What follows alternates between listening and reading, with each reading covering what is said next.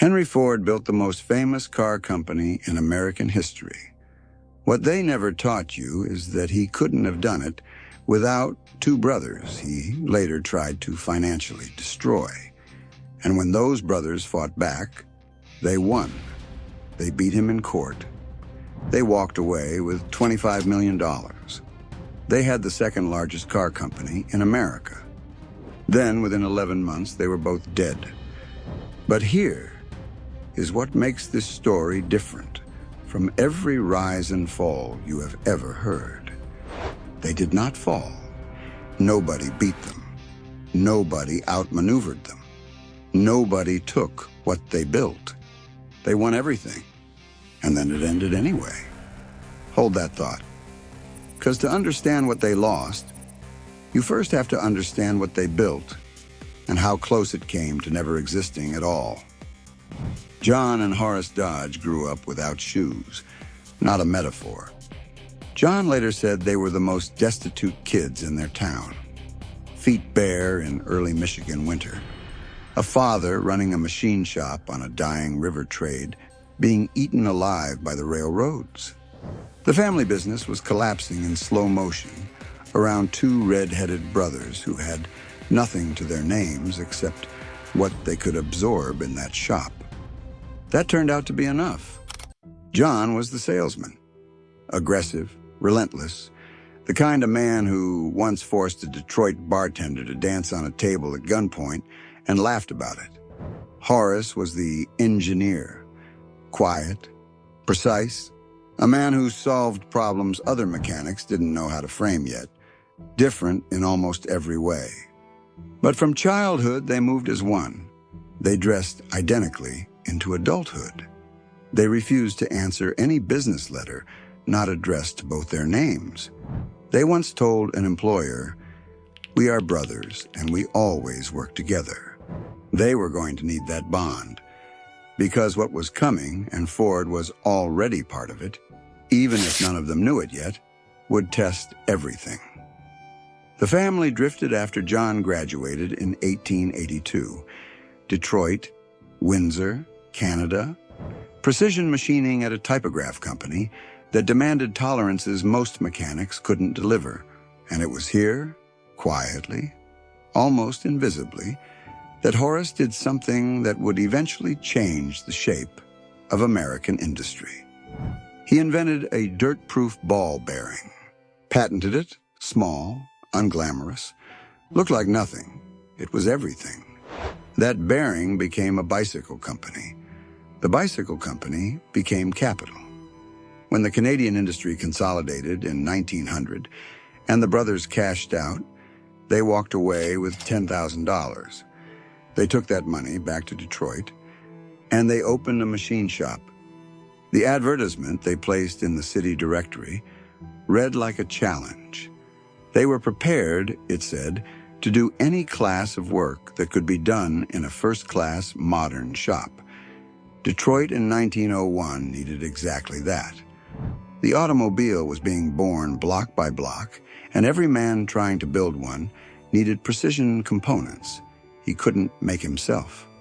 Their first major contract came from Ransom Olds, whose factory had just burned to the ground. 3,000 transmissions. The Dodge brothers delivered, on time, at quality. That's when the reputation started. And then Henry Ford came to them with a deal that made no sense. Ford needed everything: engines, transmissions, axles, frames. He needed them to borrow $75,000, retool their entire shop, and commit to him exclusively. He couldn't pay. What he offered instead was stock, 10% of a company, with no cars, no sales history, and no proof it would survive its first year. Every rational signal said no. John and Horace Dodge said yes. Think about what they actually agreed to. They borrowed $75,000 against a company that did not exist yet. They abandoned every other client.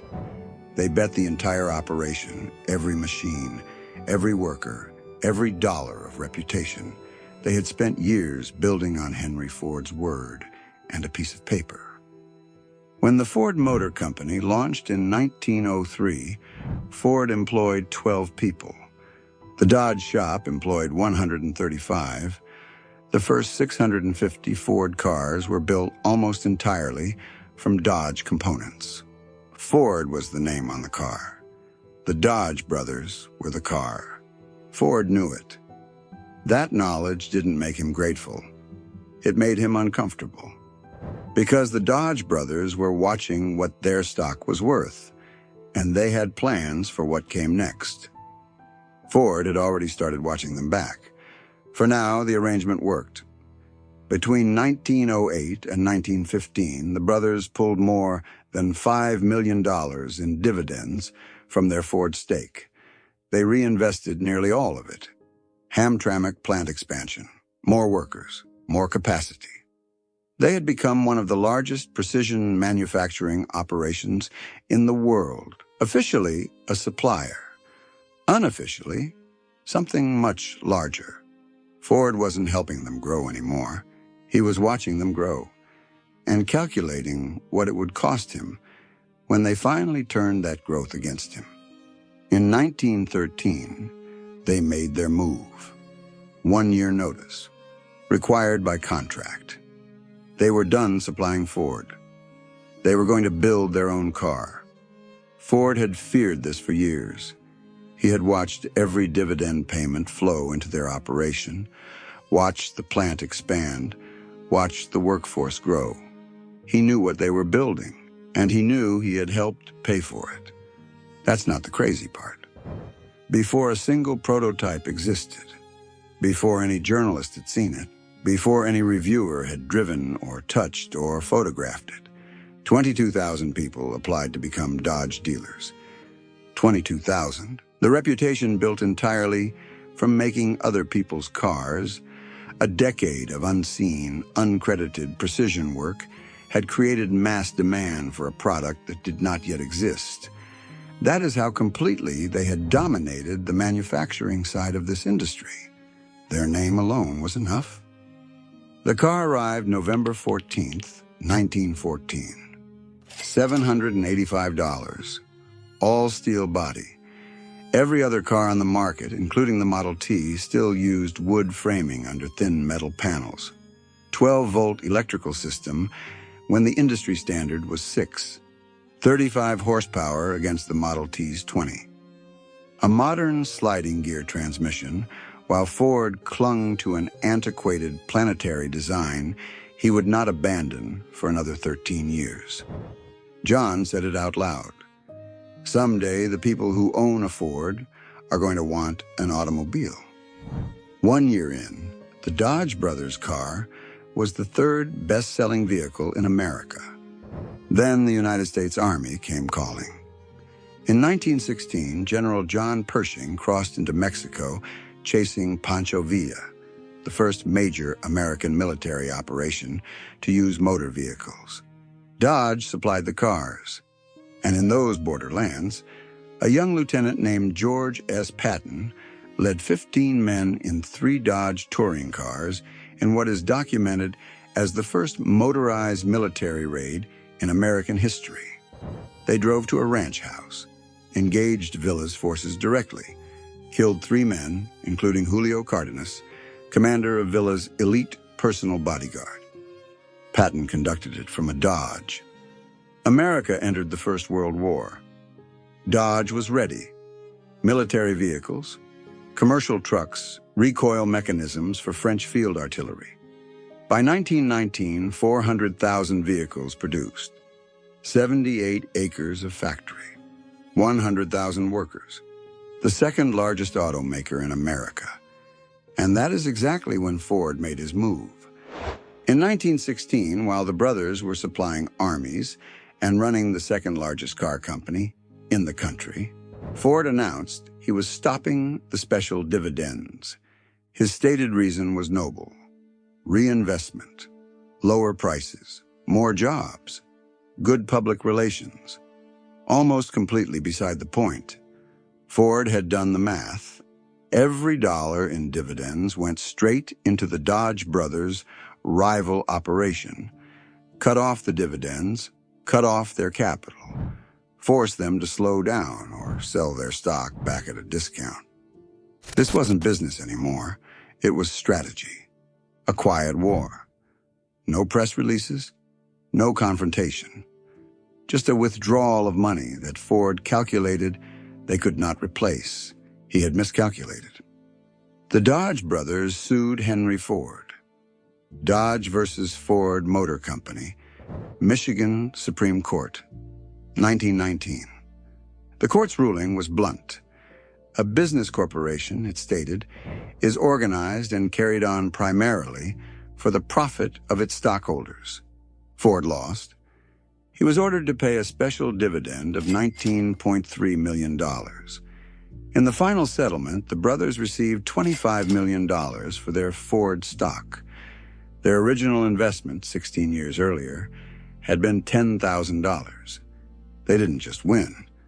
They took everything Ford tried to withhold from them, plus interest, plus a ruling that would be cited in corporate law classrooms for the next 100 years.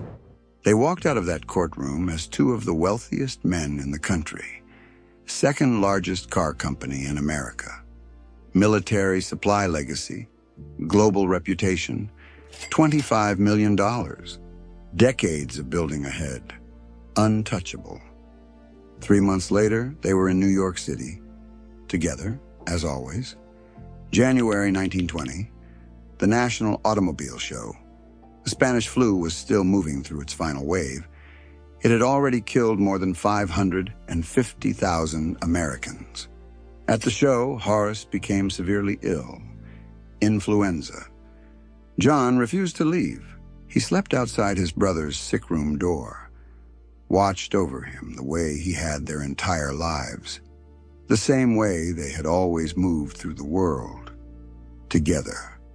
John's lungs had been damaged by tuberculosis decades earlier. They couldn't take it. On January 14th, 1920, John Francis Dodge died at the Ritz-Carlton Hotel in New York City. 55 years old, Horace recovered from the acute infection. He was made company president. He tried to continue, but Horace Dodge was not the same man. The brother he had dressed like since childhood. The man he had refused to answer any letter for unless it was addressed to both their names together. The other half of every decision, every deal, every risk they had ever taken. Gone. Horace Dodge died December 10th, 1920, in Palm Beach, Florida. The official cause was cirrhosis of the liver. He was 52 years old.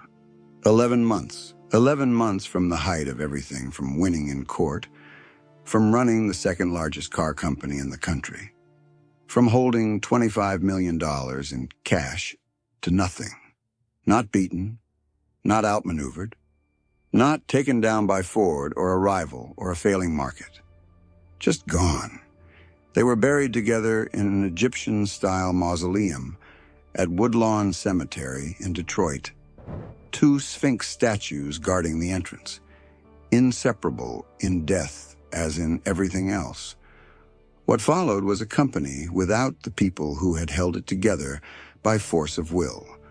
The widows inherited the operation. It continued.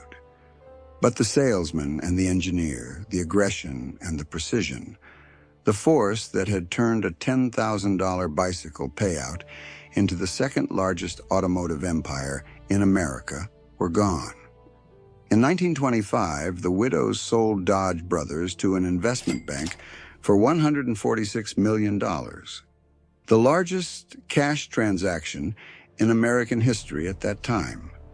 3 years later, Walter Chrysler bought it for $170 million. He said afterward, "Buying Dodge was one of the soundest acts of my life." That single purchase made Chrysler one of Detroit's big 3 overnight. The name has been on cars ever since. It survived Chrysler. It survived bankruptcies, mergers, and a century of American industrial upheaval. Every Charger, every muscle car, every truck bearing that name traces directly back to 2 brothers who grew up without shoes in Niles, Michigan, and refused to let that be where the story ended.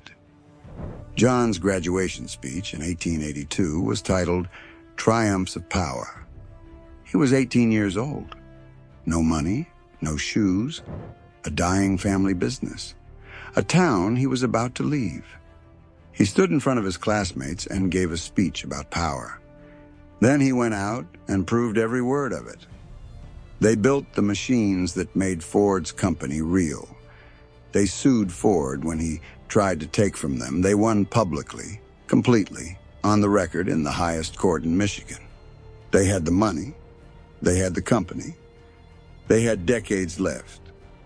And then, within 11 months of their greatest victory, they were both gone. The flu took John in January.